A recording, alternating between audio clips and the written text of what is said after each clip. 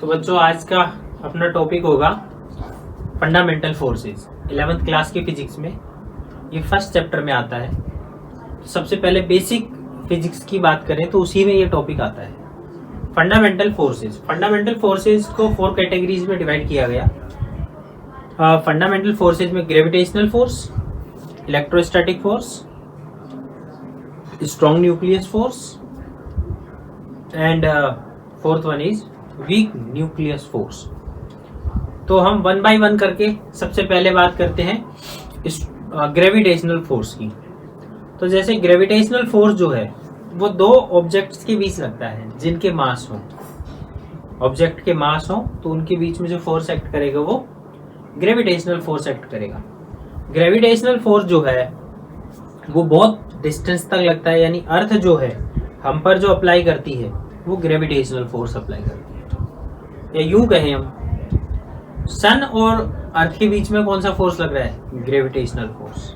Moon और अर्थ के बीच में भी कौन सा फोर्स लग रहा है, ग्रेविटेशनल फोर्स। हम अर्थ पे खड़े हुए हैं due to the gravitational force.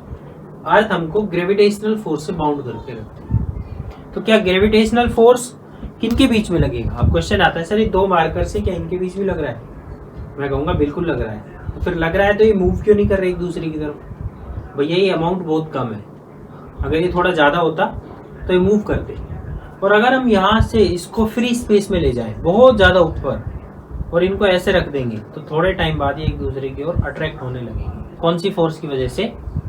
Gravitational force की वजह से। तो gravitational force always act between the two object, दो ऑब्जेक्ट जिनके की मास हो। तो सबसे पहले आते हैं ग्रेविटेशनल फोर्स पे।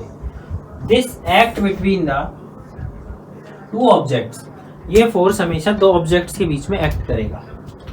Act between the two objects have मास, यानी वो ऑब्जेक्ट्स जिनके मास हो। जैसे यहाँ पे एक ऑब्जेक्ट m1 है और ये एक ऑब्जेक्ट m2 है, तो ये दोनों एक दूसरे को अट्रैक्ट करेंगे। ये इसको इधर अट्रैक्ट करेगा, ये इसको इधर अट्रैक्ट करेगा। तो इनके बीच में कौन सा फोर्स एक्ट कर रहा है? Gravitational force. Point number 2, this force is attraction type force. ये रिपल्सिव फोर्स नहीं हो सकता, अट्रैक्शन टाइप ही फोर्स है। यानी कोई अर्थ जो है वो किसी भी ऑब्जेक्ट को अपनी ओर अट्रैक्ट ही करती है, तो अट्रैक्शन टाइप का ही फोर्स है, रिपल्सन नहीं होता। ये ऑब्जेक्ट हमेशा इसको छोड़ेंगे तो ये नीचे की तरफ ही जाएगा, अर्थ की ओर अट्रैक्ट होगा, इसलिए अट्रैक्शन टाइप ऑफ फोर्स है। तो this force is attraction type force, attraction type only. दोनों ऑब्जेक्ट एक दूसरे को अट्रैक्ट करेंगे, रिपल्सिव नहीं हो सकता gravitational. It is universal force. Universal का मतलब ये all over the universe present है। पूरी दुनिया में, पूरे यूनिवर्स में ऐसी कोई जगह नहीं है जहां ये फोर्स ना हो। पूरी दुनिया यूं समझे इसी फोर्स की वजह से बाउंड होकर चल रही है। तो ये क्लियर हुआ। It's range is very large, बिल्कुल सही बात है। इसकी रेंज बहुत ज्यादा दूर तक है। कहां तक है? अर्थ से हजारों किलोमीटर ऊपर तक भी ग्रेविटेशनल फोर्स है, तो इसकी रेंज बहुत ज्यादा है। और last point, weak type of force. ये वीक फोर्स है। अब इन दोनों में अंतर समझना, रेंज ज्यादा होना और एक स्ट्रॉन्ग फोर्स होने में डिफरेंस है। जैसे यूं समझो, ये जो है ये मान लो एक ऑब्जेक्ट है, इस ऑब्जेक्ट के यहां पे एक ऑब्जेक्ट है, अब इस ऑब्जेक्ट के पास में यहां एक ऑब्जेक्ट है, ठीक है। ये ऑब्जेक्ट इस ऑब्जेक्ट को अट्रैक्ट कर ले रहा है, बहुत तेजी से अट्रैक्ट कर ले रहा है। इसका मतलब इनके बीच स्ट्रॉन्ग फोर्स है। और रेंज ज्यादा होने का मतलब इससे बहुत दूर तक फोर्स लगे। तो यहाँ पे ये पॉइंट आपको समझना पड़ेगा, it's range is very large. इसकी रेंज बहुत ज्यादा है, ये बहुत दूर तक लगता है, लेकिन ये बहुत ज्यादा स्ट्रॉन्ग नहीं है। अगर बहुत ज्यादा स्ट्रॉन्ग होता तो इस ऑब्जेक्ट को हम लिफ्ट नहीं कर पाते, ऊपर की तरफ लिफ्ट नहीं कर पाते, बहुत ज्यादा ऊपर हम नहीं जा पाते। यूं समझे हम चल नहीं पाते अर्थ पे। क्यों? क्योंकि हमको चिपका लेती वो अपने से, बहुत स्ट्रॉन्ग है। तो स्ट्रॉन्ग होने का फायदा क्या होता? अर्थ चिपका लेती। इसलिए ग्रेविटेशनल फोर्स जो है वो स्ट्रॉन्ग फोर्स नहीं है, ये वीक फोर्स है। क्लियर? नेक्स्ट है इलेक्ट्रोमैग्नेटिक फोर्स। ये सेकेंड टाइप का फोर्स है। ये चार्जेस के बीच में लगता है, जैसे पॉजिटिव चार्ज और नेगेटिव चार्ज, यानी पॉजिटिव मतलब प्रोटॉन और इलेक्ट्रॉन के बीच में। दूसरा ये इलेक्ट्रॉन इलेक्ट्रॉन के बीच में भी लगता है। और तीसरा ये प्रोटॉन प्रोटॉन, पॉजिटिव चार्ज के बीच भी लगेगा, पॉजिटिव नेगेटिव के बीच भी लगेगा और नेगेटिव नेगेटिव के बीच भी लगेगा। तो electromagnetic force act between two charge particles, ये दो चार्ज पार्टिकल्स के बीच लगेगा। और जो ग्रेविटेशनल फोर्स है वो दो मास पार्टिकल्स के बीच लगेगा। ठीक है। अट्रैक्शन और रिपल्सिव, दो चार्ज पार्टिकल अट्रैक्ट भी कर सकते हैं और रिपेल भी कर सकते हैं, लेकिन ग्रेविटेशनल फोर्स में ओनली अट्रैक्शन था, यहाँ पर अट्रैक्शन भी है एंड रिपल्सन भी है। अब अट्रैक्शन किन के बीच में होता है आपको बहुत अच्छे से पता है, ये पॉजिटिव है और ये नेगेटिव है। तो दो ऑपोजिट चार्ज जो है, एक पॉजिटिव और एक नेगेटिव, वो अट्रैक्ट करेंगे एक दूसरे को। और रिपल्सन किन के बीच में होगा, पॉजिटिव पॉजिटिव रिपेल करेगा, नेगेटिव नेगेटिव भी एक दूसरे को रिपेल करेंगे। तो जो सिमिलर चार्ज जो होंगे वो रिपल्सिव फोर्स प्रोड्यूस करेंगे और ऑपोजिट काइंड के चार्ज होंगे वो अट्रैक्शन फोर्स लगाएंगे। अब बात करते हैं ग्रेविटेशनल फोर्स और इलेक्ट्रोमैग्नेटिक फोर्स में क्या रिलेशन है। तो देखो यहाँ पे 10⁻36 टाइम्स ऑफ ग्रेविटेशनल फोर्स, अरे वाह, ऑफ ग्रेविटेशनल फोर्स, यानी जो ये इलेक्ट्रोमैग्नेटिक फोर्स है ना, ये ग्रेविटेशनल फोर्स का 10⁻36 टाइम है। मतलब ये इससे कितना ज्यादा है, 10⁻36 टाइम्स ग्रेटर है ये वाला। कौन सा, इलेक्ट्रोमैग्नेटिक, यानी इलेक्ट्रोमैग्नेटिक बहुत स्ट्रॉन्ग फोर्स हुआ भैया। यानी इस फोर्स के कंपैरिजन में अगर ये 1 न्यूटन है तो ये 10⁻30, अगर ये 1 न्यूटन है तो ये फिर कितना होता, ये 10⁻36 न्यूटन होता ये वाला। क्यों, क्योंकि ये बहुत ही, अगर ये हम बात करें 1 न्यूटन फोर्स है तो ये फिर कितना होता है 10⁻36 न्यूटन, क्योंकि ये 10⁻36 टाइम्स है ग्रेविटेशनल फोर्स का। कौन सा फोर्स, इलेक्ट्रोमैग्नेटिक फोर्स। और ये स्ट्रॉन्ग फोर्स है और इसकी रेंज थोड़ी लार्ज है, ये काफी डिस्टेंस तक लगता है। ठीक है, स्ट्रॉन्ग फोर्स है और रेंज भी इसकी लार्ज है। अब आता है स्ट्रॉन्ग न्यूक्लियर फोर्स, ये इंपॉर्टेंट है भैया। स्ट्रॉन्ग न्यूक्लियर, नाम से ही पता लग रहा है न्यूक्लियर के अंदर होगा ये। देखो नाम से पता लग रहा है स्ट्रॉन्ग न्यूक्लियर फोर्स, तो यानी कि ये फोर्स किस में प्रेजेंट होगा, न्यूक्लियर में। और न्यूक्लियर में कौन होते हैं, न्यूट्रॉन और प्रोटॉन। तो this force is act between, it act between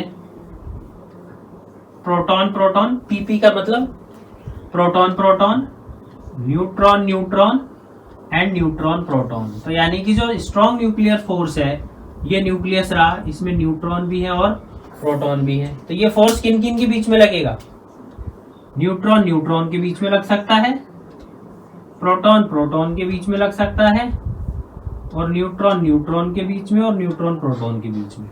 तो strong nuclear force is act between proton proton, neutron neutron and neutron proton. यानी ये न्यूक्लियस के अंदर ही लगेगा, न्यूक्लियस के बाहर ये फोर्स नहीं लगेगा। तो strong nucleus force is act, it only act inside the nucleus, ये न्यूक्लियस के अंदर ही लगेगा भैया, न्यूक्लियस के बाहर नहीं लगेगा। यानी न्यूक्लियस के बाहर जो इलेक्ट्रॉन है, यहाँ पे इलेक्ट्रॉन्स होंगे, इन इलेक्ट्रॉन्स पर इस फोर्स का कोई इंपैक्ट नहीं आएगा। It is strongest force in all forces, जितने भी फोर्स हैं उन सब में सबसे ज्यादा स्ट्रॉन्ग अगर कोई फोर्स है तो वो स्ट्रॉन्ग न्यूक्लियस फोर्स है। इन तीनों में देखो, gravitational, electromagnetic and strong nucleus force में सबसे ज्यादा स्ट्रॉन्गेस्ट फोर्स है। अब बात ये आती है कि सर इसकी रेंज क्या होगी, तो range is very small, about 10⁻⁻15 metre. इसकी रेंज बहुत शॉर्ट है। क्यों भाई, न्यूक्लियस कितना सा होगा, बहुत छोटा होगा। जब ये न्यूक्लियस के अंदर ही लगेगा तो न्यूक्लियस बेचारा बहुत छोटा है, तो इसकी रेंज कितनी हो सकती है, ये 10⁻⁻15 मीटर इसकी रेंज होती है। न्यूक्लियस के अंदर लगता है इसलिए बहुत ज्यादा दूर तक नहीं लगता, इलेक्ट्रॉन पर भी इसका इंपैक्ट नहीं आता। It's 100 time stronger as electromagnetic force, ये इलेक्ट्रोमैग्नेटिक फोर्स से 100 टाइम स्ट्रॉन्ग है। कौन सा, strong nucleus force 100 time stronger as magnetic force, यहाँ पे आप लिख लीजिएगा कौन सा, strong nucleus force is 100 time stronger as electromagnetic force. Electromagnetic force से ये 100 टाइम स्ट्रोंगर है। ठीक है, तो ये अपन ने बात करी किसकी, gravitational, electromagnetic and strong nucleus force की। अब अपना एक लास्ट बच गया भैया, वीक न्यूक्लियर फोर्स, उसको और लास्ट बता देता हूं, फिर इसके बाद फोर्सेस का कंपैरिजन कंप्लीट हो जाएगा। लास्ट है वीक न्यूक्लियर फोर्स। ये वीक न्यूक्लियर फोर्स क्या है, इसको बात करते हैं।